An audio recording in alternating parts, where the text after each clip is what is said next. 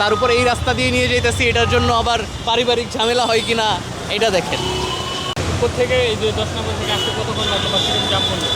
Jam তো অনেক বেশি, জ্যাম তো সমস্যা নাই, ঢাকা শহরের সাথে জ্যাম ট্যাম আমরা এটা মাইনে নিচ্ছি, কিন্তু এই যে রাস্তার এই অবস্থা, পায়ের দিকে একটু দেখান, তাইলে মানুষ বুঝবে যে কতটুক স্ট্রাগল করে এই জায়গা পর্যন্ত আসতে হচ্ছে।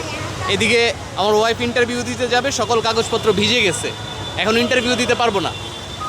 তার উপর এই রাস্তা দিয়ে নিয়ে যেতেছি, এটার জন্য আবার পারিবারিক ঝামেলা হয় কিনা এটা দেখেন। এই যে এরকম একটা দুর্ভোগ, এটার জন্য দায়ী কারা?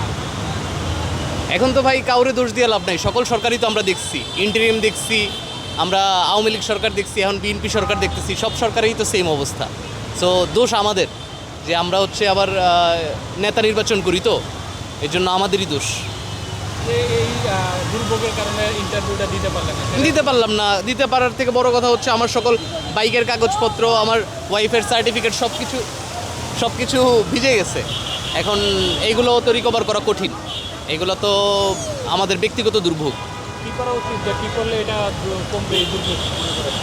যা করা উচিত, যারা এই পর্যায়ে আছে ওরা সবাই জানে কি করা উচিত, কিন্তু কিছুই করে না। সো আমার শুধু বলাতে কিছু যায় আসে না। ধন্যবাদ ভাই।